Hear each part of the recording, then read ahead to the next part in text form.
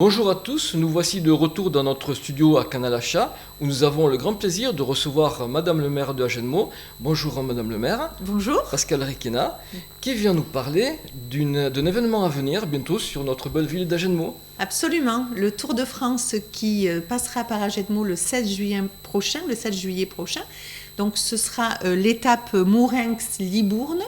Et les coureurs traverseront la ville puisque, au contraire de ce qui était initialement prévu, c'est bien en cœur de ville que passera le Tour de France. C'est une très bonne nouvelle. C'est une très bonne nouvelle. Nous n'avions pas cette information au départ. Il devait passer par la Rocade, donc rond-point d'Intermarché et ensuite relier Saint-Sevé. Puis dans un second temps, nous avons une information comme quoi ils arrivaient jusque la Rutière et qui prenaient l'angle à 90 degrés pour repartir sur la rocade interne.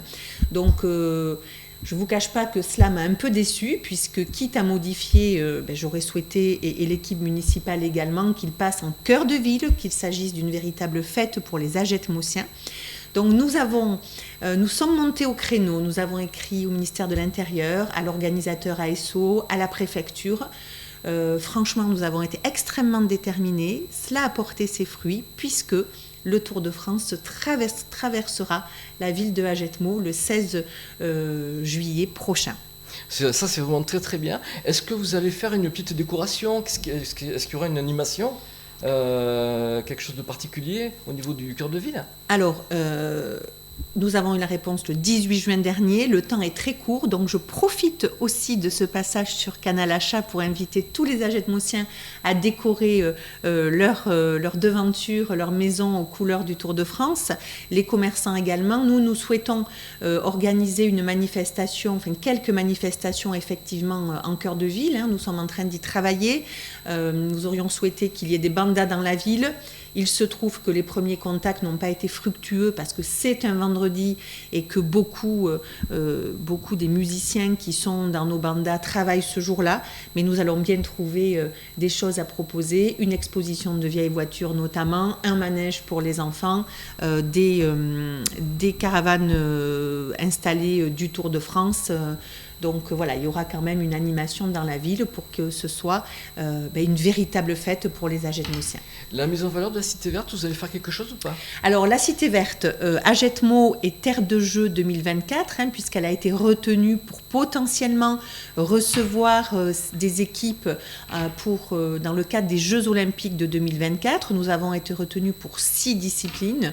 Donc à ce titre, nous sommes autorisés à utiliser le logo Terre de jeu 2024. Et nous souhaitons donc écrire sur le stade Terre de Jeux 2024 avec ce logo en rajoutant Ville d'Agetmo et en demandant, en tout cas nous en ferons la proposition à France Télévisions de faire un zoom sur la Cité Verte qui est donc Terre de Jeux 2024 pour la ville de Agetmo. Est-ce qu'on peut savoir à quelle heure les rues seront fermées ?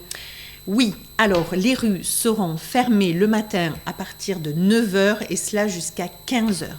Donc il n'y aura aucune possibilité de circulation pendant ce créneau horaire. Nous avons d'ores et déjà adressé un courrier à la population.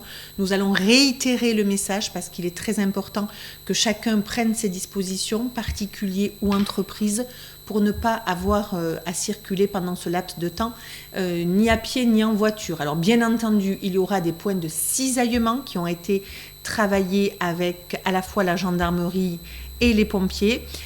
S'il y avait un problème et qu'il était nécessaire que les pompiers accèdent pour porter secours, il y a des points de cisaillement qui sont déterminés.